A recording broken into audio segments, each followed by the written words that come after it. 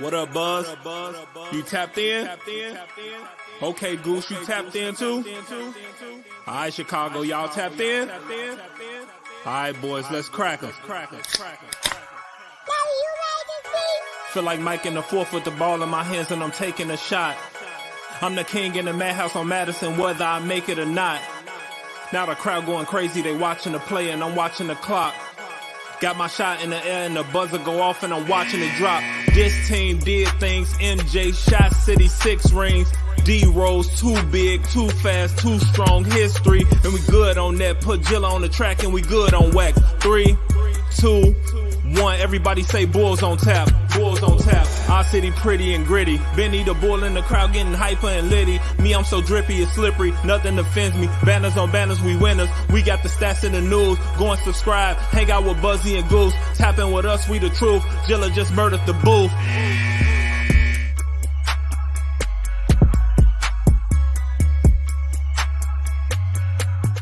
Ladies and gentlemen, welcome to Bulls on Tap. I'm your boy Buzz. I'm joined by my dude Goose, aka Bull Scripted, and we are here to talk about Chicago Bulls basketball because we haven't done a couple recaps in a row because I was at a game and then the stupid West Coast thing had to happen, and it's really all my fault, honestly. I can't stay up for that crap, but nonetheless, we're here today. Before we get into this one, be sure you're going on tapsportsnet.com for all your Chicago sports literature and podcasting needs. Following us on Twitter at BullsOnTap, at OnTapSportsNet. Following Goose at BullsScripted, me at BuzzOnTap.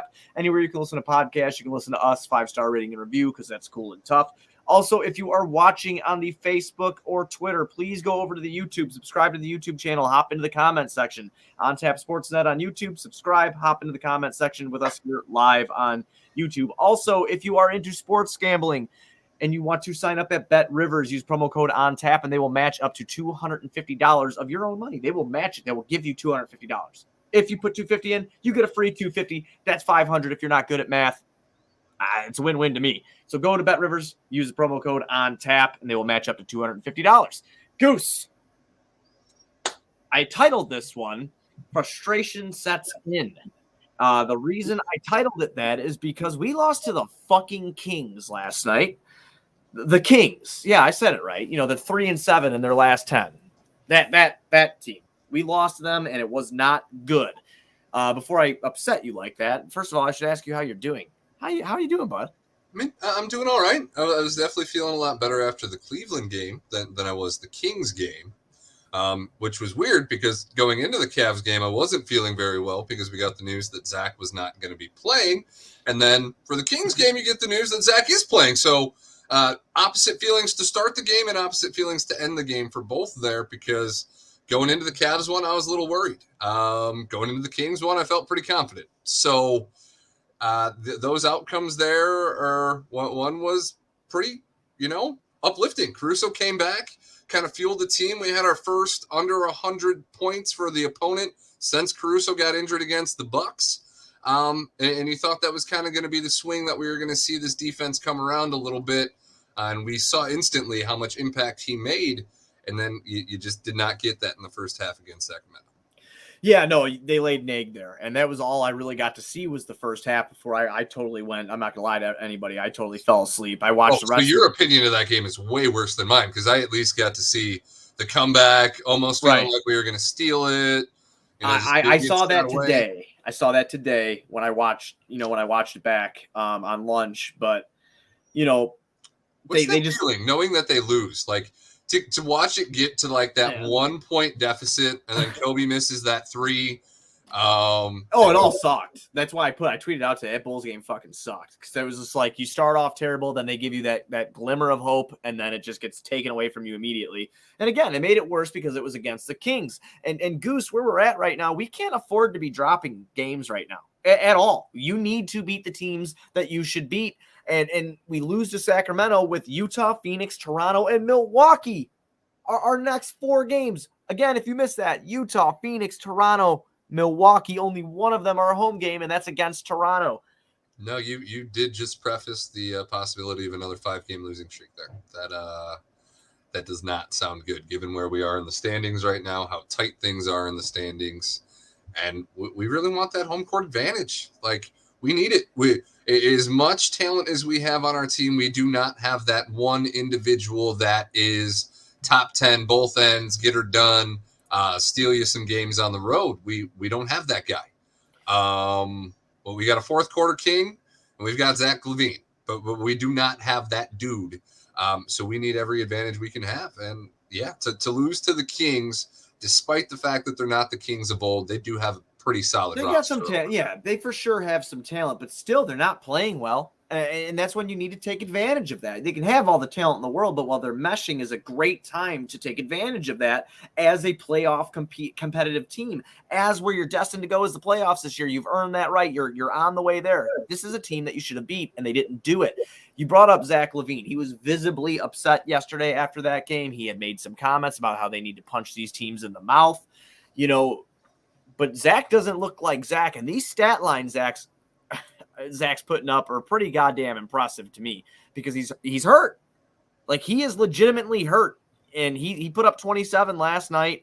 He had 20 in the game before. I don't know what the shooting looked like for him last night. I don't remember.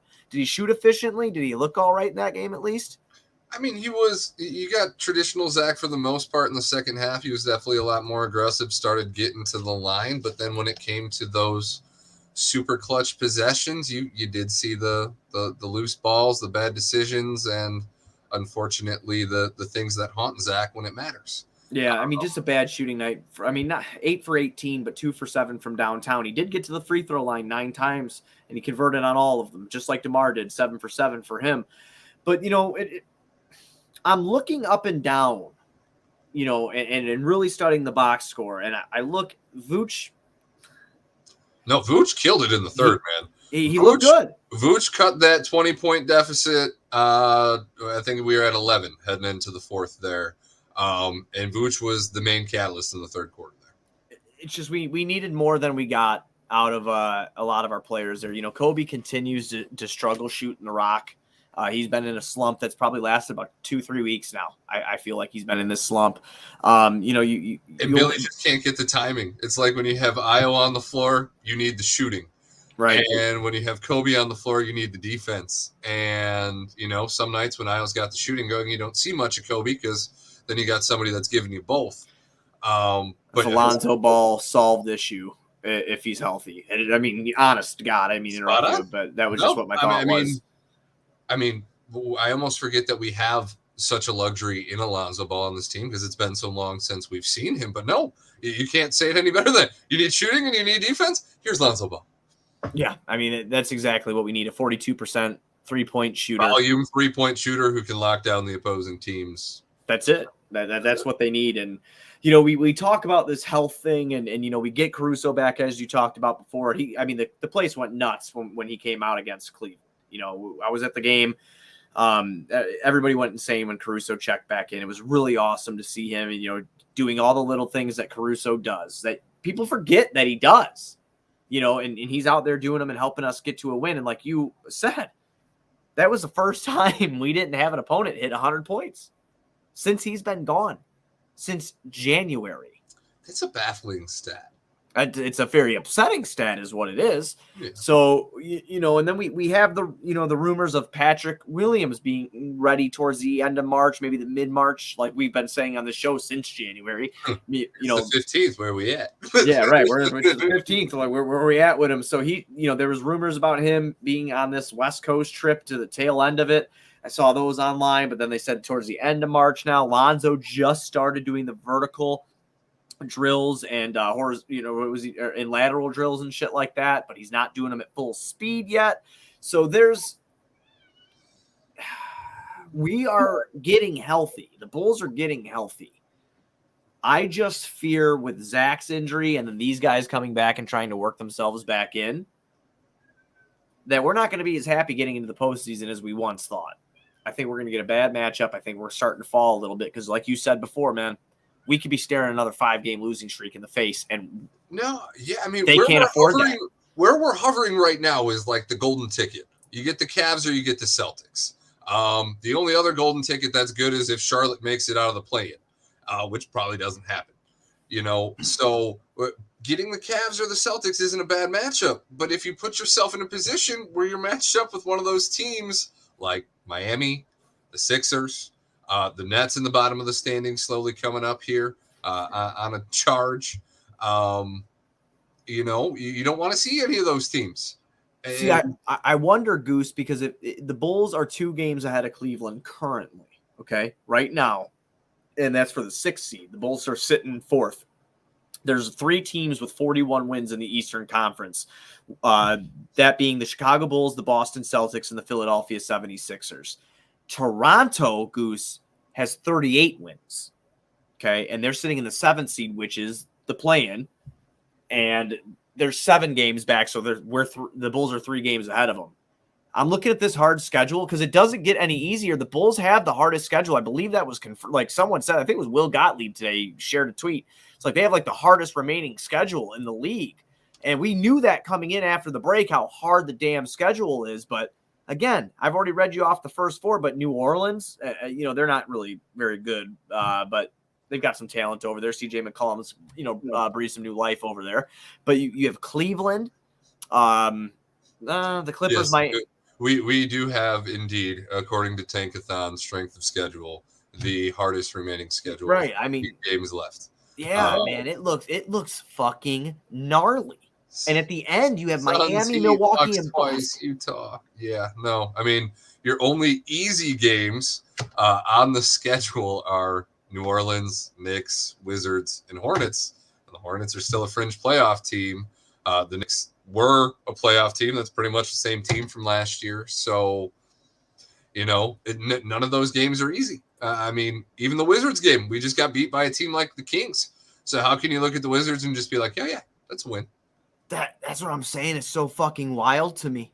Like this schedule is rough, and they have to do something. And I know players are going to be coming back, but maybe Zach lit a fire under some asses. I don't know, man, because Zach openly admitted to being one of the ones that needed a fire lit under his ass, right? Because he said he tiptoed into the first half somewhat cautiously, kind of trying to warm up with the injury, and then he took a completely different approach in the second half. I think accountability speaks volumes there, though, don't you? Like when someone's like, you know what, I fucked up, and now I'm pissed off, and we should have punched them in the mouth. Maybe that is a contagious feeling around, or no, you don't think so? I don't know. Zach's the one controlling whether or not he plays right now. He just sat out the last game. Yeah. So for you to sit out the last game and come in, and obviously we know you're playing with an injury, but you come in and you openly admit to, I kind of, tiptoed into this one, was a little cautious, and maybe we underestimated them, and we really should be punching these guys in the mouth, and that's the attitude I brought in the second half. And second half was great. If you weren't down 20 points already, would have been an easy victory, what everybody assumed heading into the night. So accountability in a sense, but at a certain point, is it an excuse? Like, obviously it's a valid thing. You're dealing with it. Should you have shut it down? Which obviously is not what anybody wants. That's what I'm really worried about, man, because where Zach's at right now. Is that the tightrope we're walking? Like too many games and he doesn't play in the playoffs? Right. I agree with Brad Mason here. No excuses, play hard. I do agree with that, Brad, but I mean, this knee issue that he's been dealing with and how Billy said it's not painful. It's just, in other words, immobile sometimes, like where he's so stiff and it's sore. That is a major issue. And if you go back to the early part of the season before he tweaked that shit and how he was playing on defense, because he wasn't having to exert himself on both ends of the floor fully, he could have, let's be honest, he could have done a little bit better defensively, but I will say he improved over last season. I think you'd agree with that as well. But ever since that Golden State game and him tweaking his knee, he's not been the same guy. And that shows an aggressiveness. I don't care if he comes out and scores 27 to 30 fucking points. It's timely shots more than taking over shots. And I feel like the timely shots, of course you need those. I mean, that's a very important part. I'll take 27 from anyone wherever I can get it. Right. It's just those times where you need him. He can't. And I think that's physically because, again, before that happened, DeMar DeRozan has returned to being a human being. Right. Yeah. DeMar DeRozan came crashing down to the earth, real quickly. Still playing great basketball, though. I mean, he got one game behind MJ and just I know for that 35-point streak. Like, Yeah, he fell off. I mean, I don't know if Like, that's what did MJ do? Like, MJ got a voodoo doll? Oh, he's almost there. DeMar DeRozan never heard of the secret stuff. He probably just ran out of Gatorade or some shit. He didn't have Michael's secret stuff. Maybe that was it. I look at DeMar. He's still playing a good brand of basketball, but that elite level status that he was playing with for the better part of, what would you say, 2 months? I mean, I know he had that crazy stretch, but he was still playing, lights out before that. I hope it's not a fatigue thing.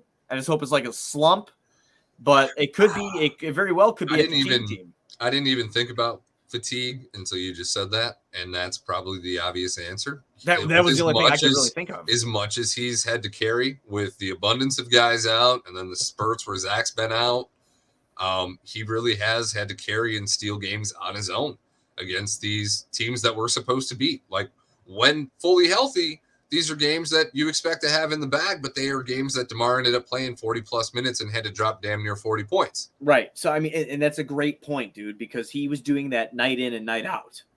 32 isn't – I'm 30. I guess I am old now, technically. I mean, I have to say that I'm born in no, my God. I have to say that I'm born in, like, 2003 to have an 18-year-old in fucking 2K. So I'm not a 30-year-old rookie or something like that. You know what I'm saying? But, like, DeMar is – those days are long gone. Yeah, no shit. Put your real age in there. No, we're Pablo Prigioni now. That's who we are.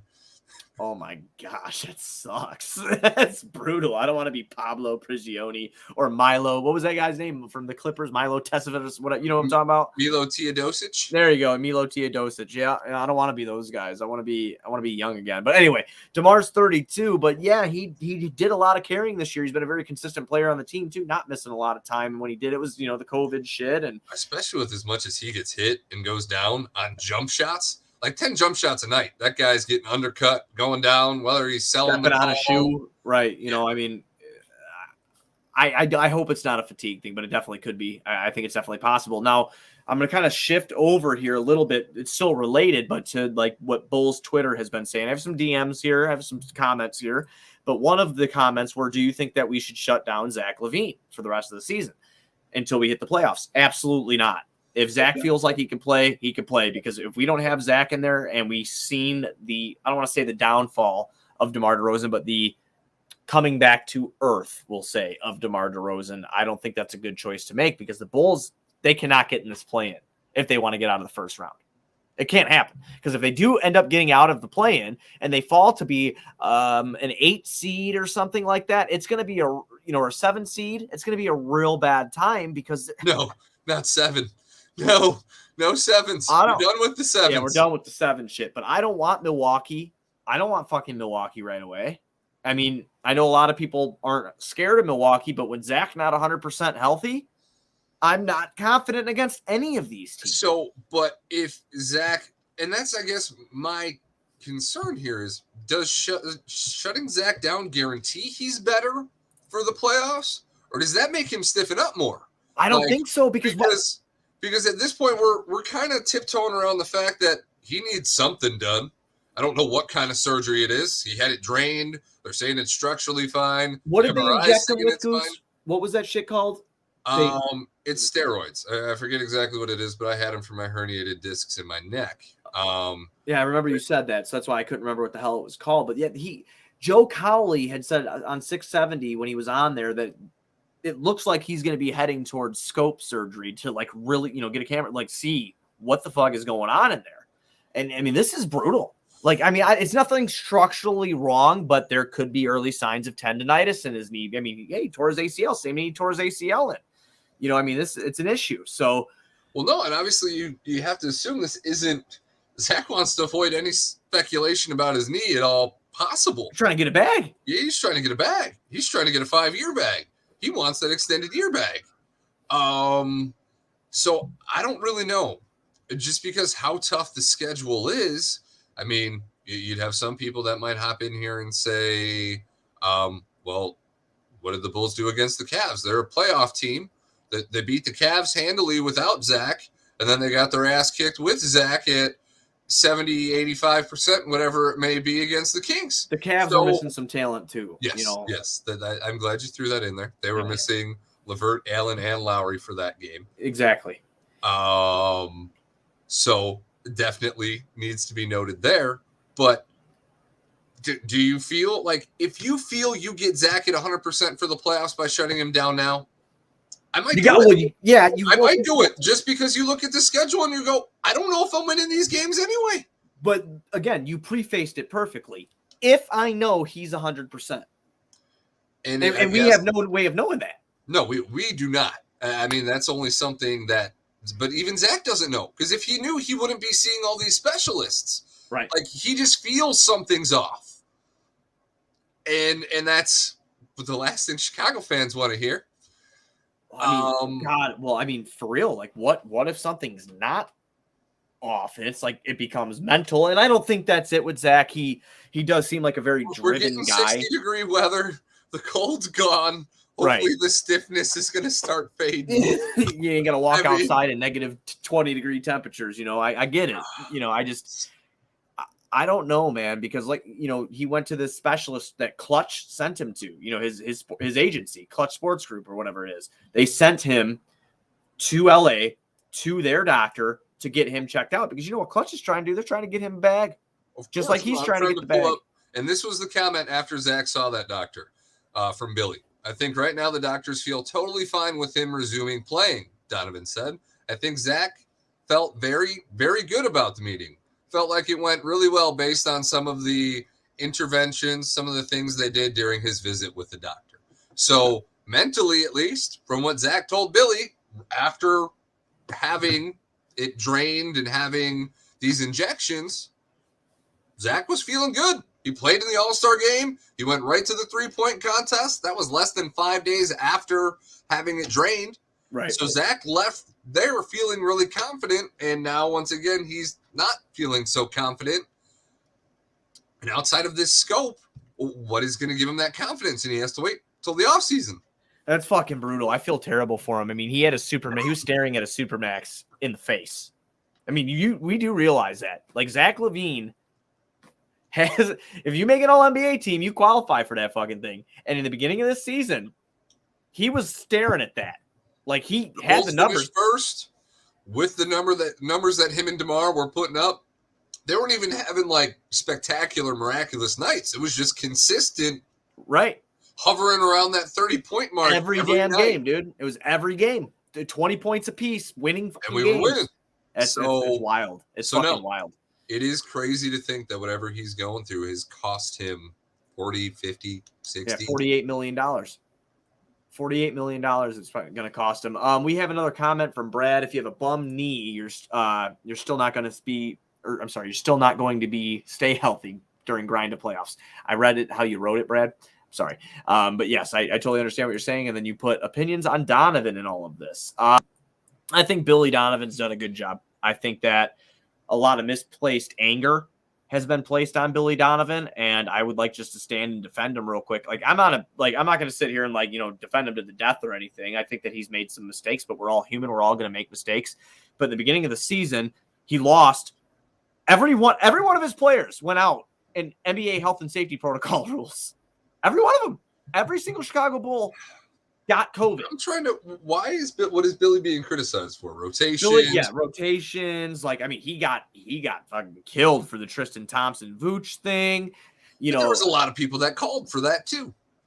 I know there was, but he got killed for that mostly. But see, you can't want a coach that is willing to try everything, be open-minded, not be so set that he won't try other things. Getting Vooch in drop coverage situations have pissed off a lot of people because when you have Vooch come up, he can't get back. He's just not that guy. So that pissed a lot of people off with the defense. But again, they weren't running that when they had Caruso and Paul in the game. They weren't running it. So that, you know what I'm saying? Like the adjustments that he's had to make on the fly due to personnel issues, not decisions. I'm sorry, personnel issues. It's a whole new roster. It's a different rotation.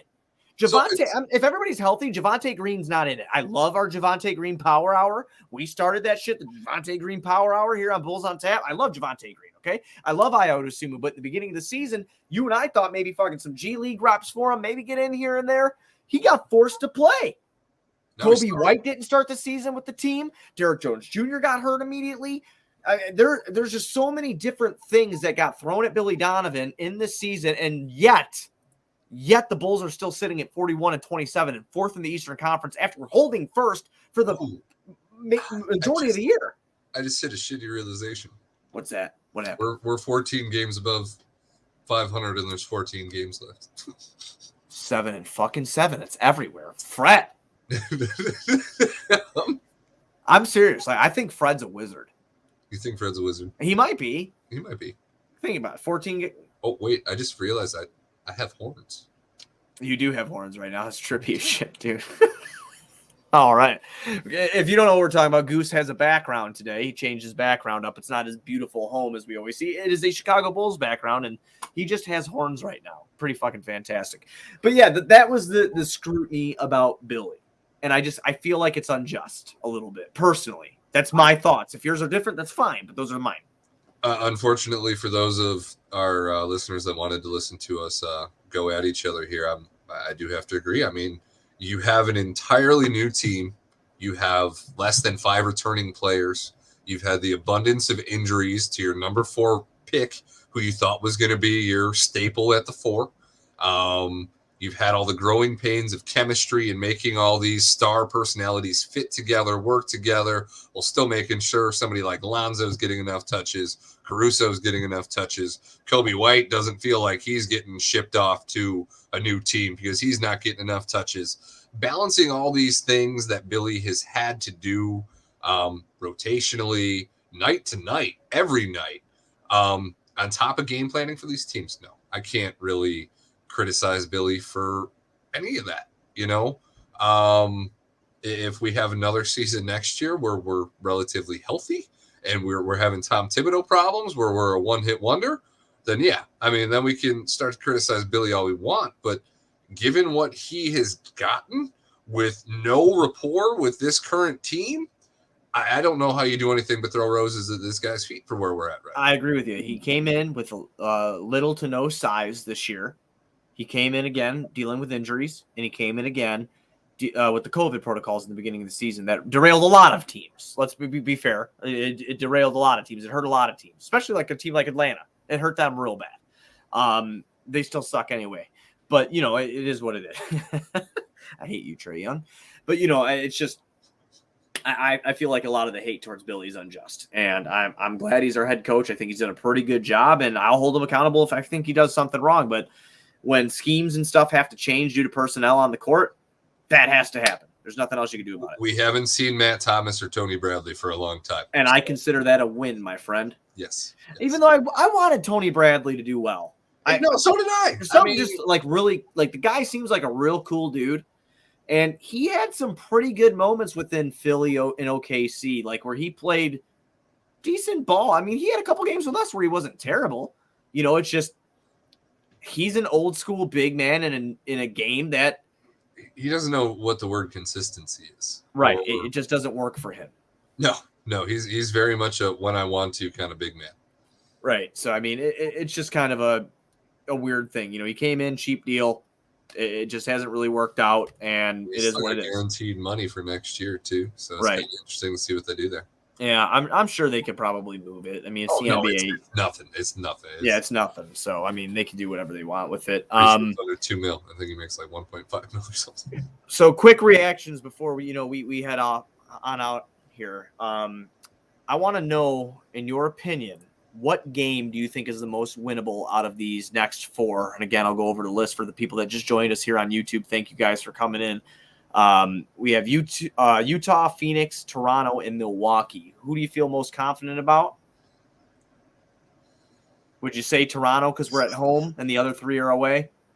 I mean, I didn't even know that, and I was going to say Toronto.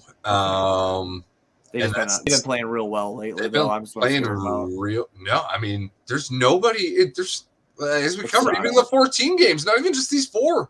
That's bad. Like, there's no game. I mean, the Wizards, I feel maybe like you can just chalk that one up, but you don't know who's going to play in that game. So out of the 4 that we have coming up, I almost want to say Utah.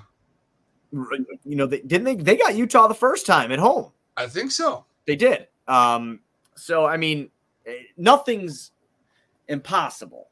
Nothing is impossible here. But And Utah's the first one, right? yeah, Utah is the first one that We're takes going place Utah. tomorrow night. I need no back-to-back losses. I need the W in Utah. Whether I'm actually behind that or not, that's where we're going. Utah. Okay, so we're gonna go Utah. You're gonna take Utah. Okay. I am actually gonna go out and I'm gonna say Milwaukee will not beat us. I like it. I like it. Yeah, I'm gonna go out and say that we're gonna go beat them at the BMO Bradley Center, wherever the fuck they play now. That is where United Center North. Yeah, that's a game that I think that we win for sure. I'm scared of Utah and Phoenix. The way that Toronto's been playing as of late they've been pretty good. So it's just like you said. I just did the next 4 because I'm just kind of like looking at the schedule up and down. But when I go down the 14, I look at New Orleans. I'm like, okay, I feel good. I look at New York. Okay, yeah, I feel good. We just beat Cleveland, but it's been a dogfight between both teams all year.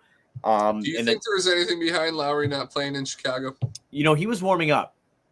When I was there with Juice, we went down to the 100 level because he's got that American Express thing. So you get in and you fucking go down there or whatever. So we went in, we watched shoot around, which is really cool, man. You can hear him talking out there. Like it's fucking neat. But Lowry was on a bike. He was doing some stretches. He was getting some shots up, and he even appeared to walk gingerly, like when I saw him come out of the tunnel in the get-go. So I just don't think he was 100%. But was that like the fake limp? Like I'm not playing? I'm not sure, man, because like I said, when he was trying to get his shots up, it looked like he was really trying to give the shit a go. Okay. But it just didn't look like he had it. Like, I just saw his Instagram because they won, I think it was last night. So yeah. He had good team win up there, and he had a pretty solid game. He was a huge part in an overtime win last night against the Clippers. So Lowry last night had a huge overtime, but he went 5 for 9 from the field last night, 4 for 6 from downtown, 17 points, 9 boards. Lowry, he played 46 fucking minutes too. So maybe you're onto something because from going from not playing to not playing at all against your former team in your former building to playing 46 minutes. I actually got to tend to agree with you there. That's fucking kind of. It's a little sketchy. That's a little fucking wild. It really is. I think he slipped on a banana peel. Yeah, no shit, right? No shit. I'm hoping that we can be back on tomorrow. The Bulls do start at 8 tomorrow against Utah. That's in Utah. I'm going to do my damnedest to stay up. I mean, it's only starting an hour after it usually does, so I should be all right. I'm going to drink a Monster and try to make it happen. But I'm hoping that the Bulls can pull something out, man. We, like you said, no more losing streaks. We need to take advantage of these guys coming back. Scary close. 4 sounds good, but when you say 41-38 is where that drop is, and it's scary shit. Yeah, it's really scary, especially with the 4 teams you just listed off. That's a 3-game difference with 4 teams that are scary as hell. I'm pretty good at math. For those of you who aren't, you still know that doesn't sound very good. No, it's fucking bad. It's bad. If they fuck this up, like seriously, you're falling into the play-in. That's where you're falling. That's what you have to look forward to. Talking all that shit 3/4 of the year from being in that top seed, being 1 most of the year, and all those issues, and now we're gonna pay the Pied Piper here. It's not every time, dude. Every time we get excited and we want to rep our shit and defend our team, we start talking like, hell yeah, man, I'll be talking again. Hell yeah, we're winning. And then all of a sudden, I open my stupid mouth, and it's like the basketball gods, the karma gods are like, yeah, you know what? No, you know what, bud? Fuck you. We're going to take all the happiness you had away a dynasty in your childhood. You get nothing more. Yeah, you get nothing now, you peasant. That's how I feel. But yeah, so we'll try to be back for the Utah game tomorrow night. Goose, you got anything else, man, before we decide to head on out of here? No, I just hope Zach LaVine plays the game and doesn't tiptoe in the first half, and we see more of the traditional Zach LaVine that we're used to seeing, so we can build some confidence in him being available and being, the Zach LaVine that we need to do something in the playoffs going forward. That's what I hope we get to see in the Utah game and just this next 4-game stretch in general, because we're going to need every ounce of Zach LaVine that we can getting these for Well, you. he is probable tomorrow, which is nice. He is probable tomorrow, according to Billy Donovan. So hopefully it all works out. He feels healthy enough. We get him out on the courts. Again, we'll try to be back tomorrow after the Bulls play the Jazz. Everybody be sure to go to ontapsportsnet.com for all your Chicago sports literature and podcasting needs. Following us on Twitter at BullsOnTap, at OnTapSportsNet. Following Goose at BullsScripted, me at BuzzOnTap. Anywhere you can listen to podcasts, you can listen to us. 5-star rating and review, because that's cool and tough. If you like to watch on the Facebook or Twitter, if you don't mind, head on over to YouTube, open another tab, go into YouTube, subscribe to the OnTap Sportsnet YouTube channel so you can hop in the comment section and talk with us. Also, if you like sports betting, go to betrivers.com, use promo code ONTAP. They will match up to a $250 deposit. If you make that, they'll give you $250. That's $500. Just by using promo code ONTAP. So again, go to betrivers.com, use promo code ONTAP. They'll match up to $250. We'll try to be back tomorrow night after the Bulls play the Jazz. Let's go Bulls.